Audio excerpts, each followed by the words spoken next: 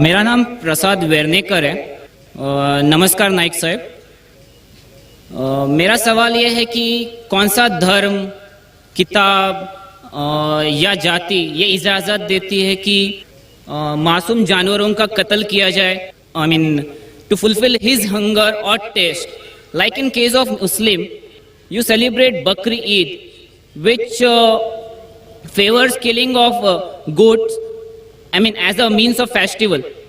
I mean, hearing to your comments on Islamism and other religions, what I understand is your religion favors this festival in a more spirited manner, because Hinduism doesn't do so. They don't believe in killing goats, but accept that there are non-vegetarians who prefer eating chicken and goat and others. But does Islam favor this thing? भाई साहब का बहुत अच्छा सवाल है। भाई साहब ने पूछा है पहले कि कौन सा मजहब है जो मासूम जानवरों को कत्ल करने की इजाज़त देता है। फिर उसने कहा कि इस्लाम में आप जानवर का कत्ल करते हैं, आप नॉनवेज खाते हैं, हिंदू धर्म में इसकी मुमानियत है। आपका सवाल है कौन सा मज़हब। पहले मैं इस्लाम का जिक्र करूँगा, बाद में इंशाअल्लाह दिगर मज़हब का भी जिक्र करूँगा। जहाँ तक कि इस्लाम का सवाल है, एक मुसलमान बहुत अच्छा मुसलमान रह सकता है प्योर वेजिटेरियन बन के भी। इस्लाम में ज़रूरी नहीं है कि आपको नॉनवेज खाना चाहिए, फ़र्ज़ नहीं है। और आप जानते हैं कि ये हमारा दूसरा कॉन्फ्रेंस है इस बड़े मैदान में, सुमैया ग्राउंड में। लास्ट ईयर ये सुमैया ट्रस्ट है, माशाल्लाह बहुत अच्छे लोग हैं। एक हफ्ता पहले कॉन्फ्रेंस के पहले कहा कि हम नॉनवेज में नहीं मानते, आप नॉनवेज इस मैदान पे सर्व नहीं कर सकते। हमने कहा कि हम 9 महीने पहले बुक कर चुके हैं, एक हफ्ते पहले आप बोलते ऑलरेडी स्टॉल दे चुके, ये नामुमकिन है। तो उनने अल्हम्दुलिल्लाह सुम्मा अल्हम्दुलिल्लाह हमारी बात रखी और लास्ट ईयर हमें नॉनवेज खाने की इजाज़त दी। इस साल जब हमने बुकिंग की, पहले शर्त लगाई कि इस मैदान में नॉनवेज सर्व नहीं होगा।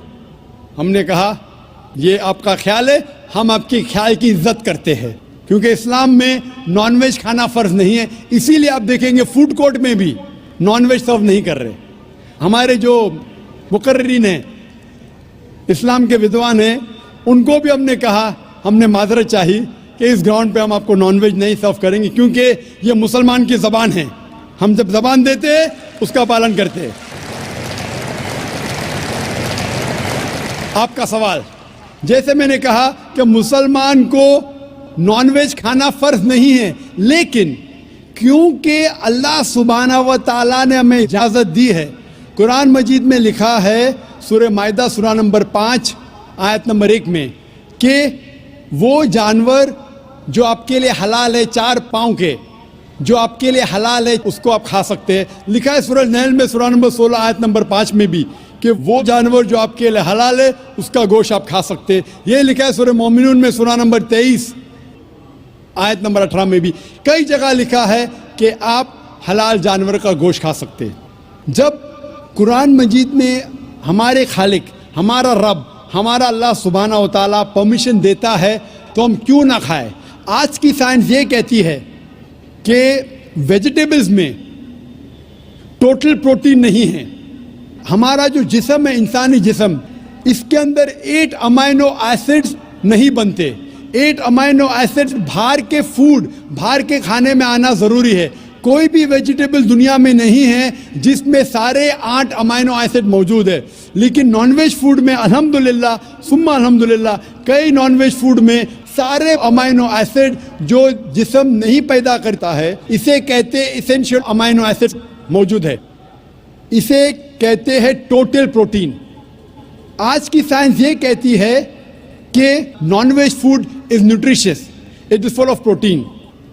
और हम जब तहकीक करते हैं तो हमें पता चलता है कि जब हम हर्बिवोरस एनिमल को देखते हैं, गाय, भेड़, बकरी, ये सिर्फ वेजिटेबल्स खाते हैं, सिर्फ घास फूस खाते हैं। जब इनकी दांत को हम देखते हैं, इनके दांत दे आर फ्लैट टीथ, इनके चपटे दांत है, ये सिर्फ भाजी खा सकते, गोश्त खा ही नहीं सकते। जब हम मांसाहारी जानवर को देखते हैं, शेर बब्बर, चीता, हम देखते इनके दांत को जब देखते, इनके दांत नोकीले है, कैनाइन टीथ, ये सिर्फ गोश्त खा सकते, भाजी पाला नहीं खा सकते। लेकिन जब हम इंसान के दांत, आप अगर जाएंगे मिरर में देखेंगे, आईने में अपने दांत, मैं देखूंगा अपने दांत, तो पता लगता है कि खुदा ने हमें चपटे दांत दिए, फ्लैट टीथ, उसके साथ साथ नोकीले दांत दिए, herbivorous teeth and carnivorous teeth. अगर ईश्वर चाहता था कि सिर्फ मैं भाजी पाला खाऊं, तो ये नोकीले दांत क्यों दिए? गोश्त खाने के लिए। आज की साइंस कहती है डाइजेस्टिव सिस्टम जो है, जो शाकाहारी जानवर के डाइजेस्टिव सिस्टम है, वो सिर्फ वेजिटेबल्स डाइजेस्ट कर सकते हैं, भाजी पाला, गोश्त को डाइजेस्ट नहीं कर सकते। लेकिन जो कार्निवोरस एनिमल्स है, कार्निवोरस जानवर है, लायन, टाइगर, लेपर्ड, वो सिर्फ गोश्त को डाइजेस्ट कर सकते, भाजी पाला डाइजेस्ट नहीं कर सकते। इंसान का डाइजेस्टिव सिस्टम है, इसमें स्मॉल इंटेस्टाइन है, इसमें लार्ज इंटेस्टाइन है, ये भाजी पाला भी डाइजेस्ट कर सकती है, गोश्त भी डाइजेस्ट कर सकती है। अगर खुदा चाहते थे कि सिर्फ हम भाजी पाला खाए, तो नॉनवेज फ्लैश डाइजेस्ट करने का डाइजेस्टिव सिस्टम क्यों दिया? क्योंकि हम फ्लैश खा सके, गोश्त खा सके। बहुत से गैर मुसलमानों को ये गलत फहमी है कि उनके मजहब में गोश्त खाना हराम है, और कई हिंदू समझते हैं कि उनके मजहब में लिखा है कि गोश्त खाना हराम है। और आपने कहा कि हमारे धर्म में गोश्त खाना हराम है। भाई साहब, आपको आपके धर्म का इल्म कम है, इसीलिए मैं कहता हूं कि हिंदुइज्म जानने के लिए हिंदू की तरफ मत देखिए, हिंदू ग्रंथ का मुताला कीजिए। जब आप हिंदू ग्रंथ का मुताला करते हैं, लिखा है मनुस्मृति में चैप्टर नंबर 5 श्लोक नंबर 30 में, उसमें लिखा है कि ईश्वर ने कुछ जानवर बनाए खाने के लिए और कुछ जानवर को खा जाने के लिए। God has created some animals to eat and some to be eaten. अगर आप उस जानवर को खाते हैं जिन जानवर को खुदा ने बनाया है खा जाने के लिए, तो आप गुनाह नहीं कर रहे। If you are eating the animals who God has created to be eaten, you are not doing a sin. आगे जब पढ़ते लिखा है मनुस्मृति में चैप्टर नंबर 5 में, अध्याय नंबर 5 में, मंत्र नंबर 40 में, कि खुदा ने कुछ जानवर बनाए हैं कुर्बानी के लिए। अगर आप कुर्बानी में जानवर का कत्ल करते हैं तो आप गुनाह नहीं करते। आगे लिखा है मनुस्मृति में चैप्टर नंबर 5 मंत्र नंबर 41 में कि जानवर का कत्ल करना, जो जानवर खाने के लिए बनाए गए हैं, वो गुनाह नहीं है। इसी तरीके से कई जगह वेद में लिखा है कि ऋषि गोश्त खाते थे, जानवर को खाते थे। वक्त नहीं है डिटेल में बात करने का, लेकिन अगर आप महाभारत पढ़ेंगे अनुशासन पर्व चैप्टर नंबर 88, इसके अंदर युधिष्ठिर जो पांडव का एक भाई था, वो पूछता है भीष्म से कि हम यज्ञ में, पूजा में क्या खाना दे भगवान को, ईश्वर को, ताकि हमारे पुरखों को संतुष्ट मिले। तो भीष्म कहता है युधिष्ठिर से कि आप यज्ञ में अगर भाजी पाला देंगे तो हमारे बाप दादा 1 महीने के लिए खुश रहेंगे। अगर आप मच्छी देंगे 2 महीने के लिए, अगर आप खरगोश देंगे 3 महीने के लिए, अगर गोश्त देंगे तो 4 महीने के लिए, अगर आप बेकन देंगे तो 5 महीने के लिए, अगर परिंदे का गोश्त देंगे तो 6 महीने के लिए, अगर हिरन का गोश्त देंगे तो 7 महीने के लिए। पूरा मेन्यू है, माशाल्लाह बड़ा मेन्यू है। उसके आगे लिखा है अगर आप गाय देंगे तो पूरे 1 साल के लिए हमारे बाप दादा संतुष्ट रहेंगे, और अगर गेंडा राइनोसरस देंगे तो 20 साल के लिए हमारे बाप दादा खुश रहेंगे। पूरा मेन्यू है। क्या चाहते हैं बोलो? मच्छी, खरगोश, क्या चाहते हैं बोलो? ये आपके ग्रंथ में लिखा है, मेरे ग्रंथ में नहीं। हमारे ग्रंथ में सब चीज खाने की इजाजत नहीं, सिर्फ वो चीज जो हमारे लिए हलाल है।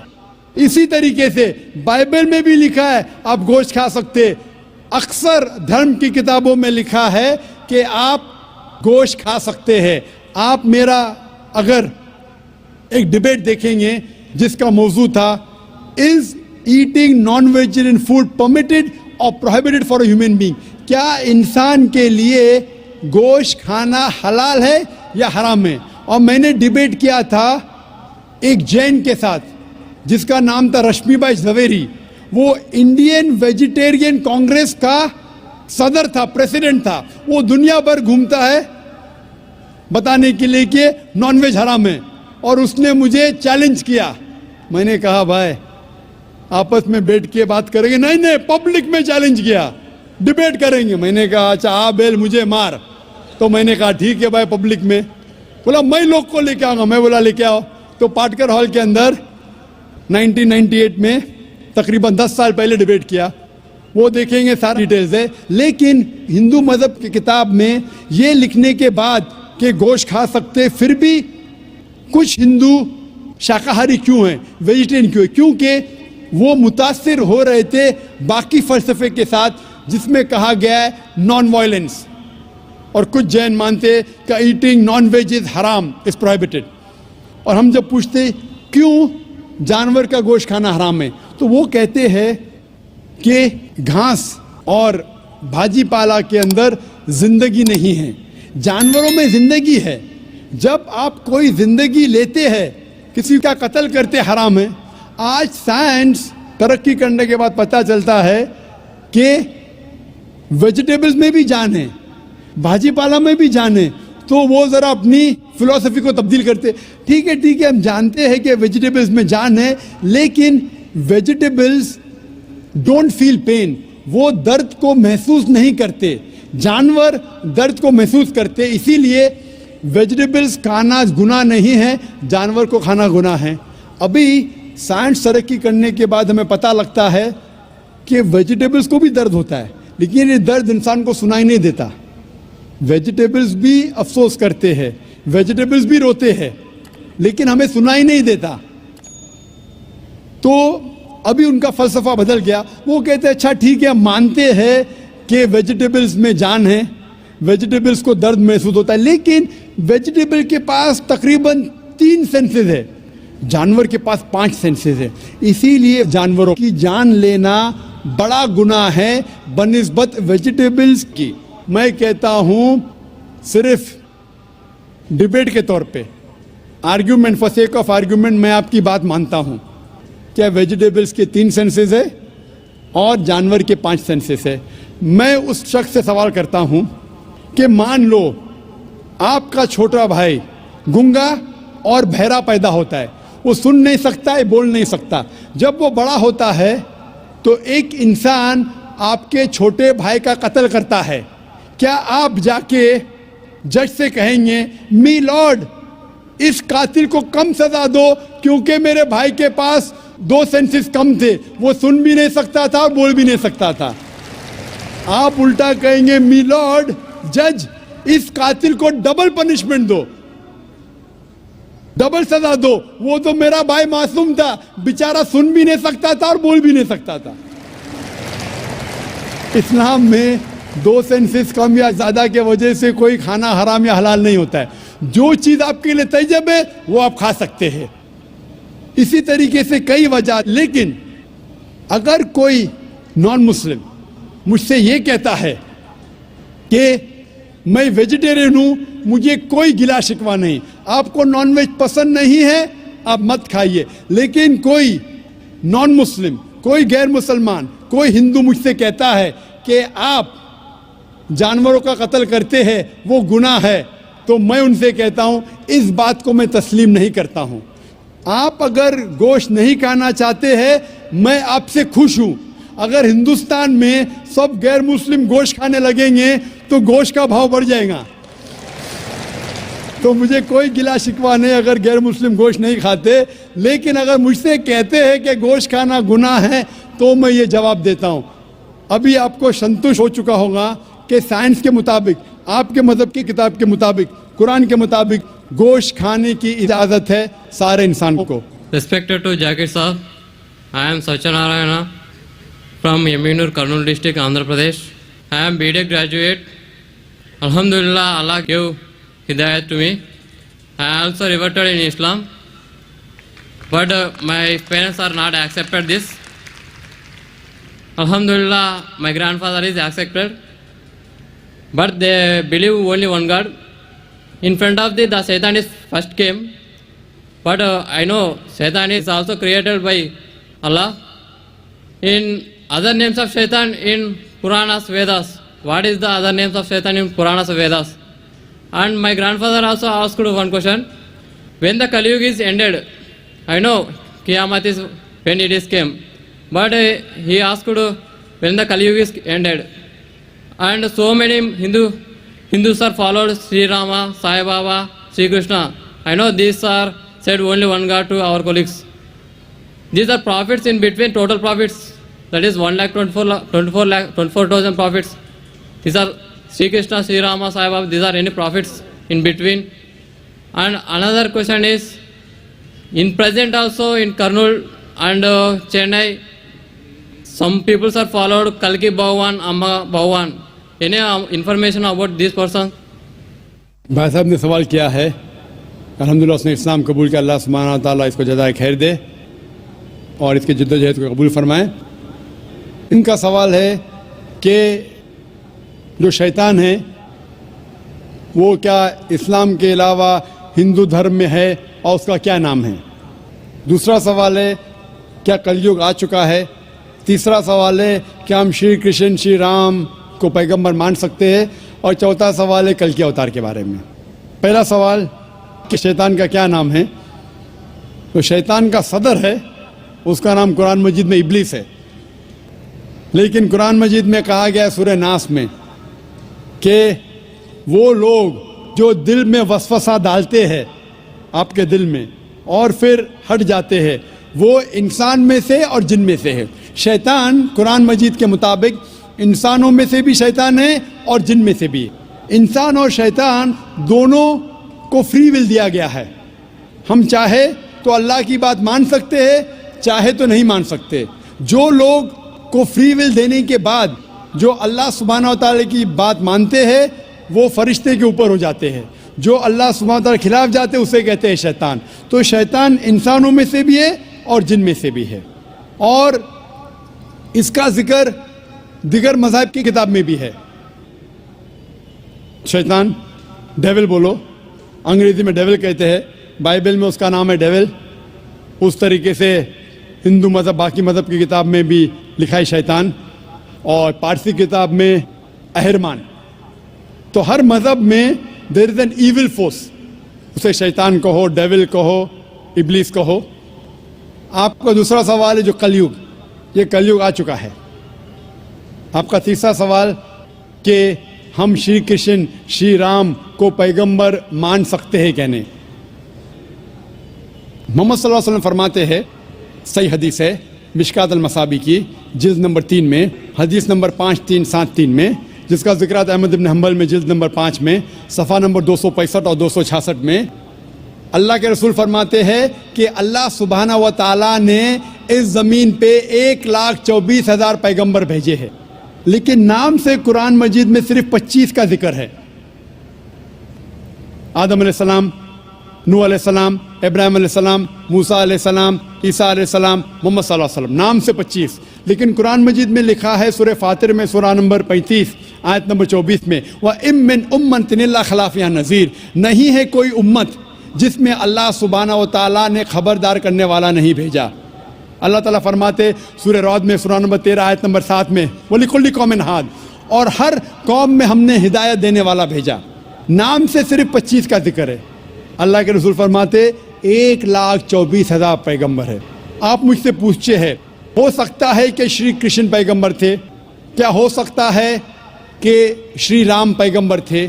क्योंकि कुरान मजीद में श्री कृष्ण या श्री राम का जिक्र नहीं आता है, नहीं कोई सही हदीस में आता है। इसीलिए मैं ये नहीं कह सकता हूँ कि ये पैगंबर थे। मैं ये कह सकता हूँ कि हो सकता है, मे भी हो सकता है वो पैगंबर थे या हो सकता है वो पैगंबर नहीं थे। लेकिन ये नहीं कह सकता कि वो 100% पैगंबर थे। कुछ लोग कहते हैं राम अलैहिस्सलाम, ये गलत है, ये कहना गलत है। तो श्री कृष्ण श्री राम हो सकता है पैगंबर थे, हो सकता है नहीं थे, लेकिन अगर वो पैगंबर थे, जितने भी पैगंबर मोहम्मद सल्लल्लाहु अलैहि वसल्लम के पहले आए वो सिर्फ अपने लोगों के लिए भेजे गए थे, अपनी कौम के लिए, और उनका पैगाम महदूद था एक वक्त के लिए। इसीलिए आज आप चाहे इंडिया में जी रहे हैं या अमेरिका में या यूके में या सऊदी अरेबिया में, आज आखिरी पैगंबर जो कुरान में लिखा है सूरह अंबिया में सूरह नंबर 21 आयत नंबर 107 में, वमा अरसलना का इल्ला रहमतुल आलमीन, हमने मोहम्मद सल्लल्लाहु अलैहि वसल्लम को नहीं भेजा लेकिन सिर्फ रहमत बना के सारे आलमीन के लिए, सारे इंसानियत के लिए, सारे जहां के लिए। क्योंकि मोहम्मद सल्लल्लाहु अलैहि वसल्लम आखिरी पैगंबर थे, वो सिर्फ मुसलमान या अरबों के लिए नहीं भेजे गए थे, वो सारी इंसानियत के लिए भेजे गए थे। तो आज चाहे आप हिंदुस्तान में रह रहे हैं या यूएसए में या यूके में या सिंगापुर में या सऊदी में, आपको मानना चाहिए आखिरी पैगंबर मोहम्मद सल्लल्लाहु अलैहि वसल्लम में। और ये लिखा है हिंदू मज़हब की किताब में भी। जिस तरीके से आपने कहा कल के अवतार के बारे में, इसके ऊपर तकरीर दी थी मैंने लास्ट सैटरडे, एक हफ्ता पहले 15 तारीख को इसी स्टेज पे एक हफ्ते पहले मैं तकरीर किया था। मोहम्मद सल्लल्लाहु अलैहि वसल्लम का जिक्र मुख्तलिफ मजहबी किताबों में, और उसमें मैंने कल के अवतार का भी जिक्र किया था। लिखा है कल की पुराना में चैप्टर नंबर 2 में वर्ष नंबर 4, 5, 7, 11 और 15 में कि कल की अवतार आएंगे, ये भविष्यवाणी है। उसके वालिद का नाम है विष्णु यास, तर्जुमा करते हो जाता है अल्लाह का बंदा अब्दुल्ला। उसके वालदा का नाम है सुमति, तर्जुमा होता है अमन रखने वाली औरत, जिसका तर्जुमा होता है आमिना। कहा गया है कि वो पैदा होंगे संभाला में, अमन की जगह, तर्जुमा है मक्का। वो पैदा होंगे उस संभाला देश के सदर के घर में। हम जानते हैं मोहम्मद सल्लल्लाहु अलैहि वसल्लम कुरैश खानदान में पैदा हुए। इस तरीके से डिटेल में मैंने जिक्र किया था एक हफ्ते पहले कल के अवतार। ये कल की अवतार है आखिरी पैगंबर मोहम्मद सल्लल्लाहु अलैहि वसल्लम। आप ये बात अपने वालिद से कह सकते, और इंशाअल्लाह हम दुआ करेंगे कि आपके वालिद को भी हिदायत मिले।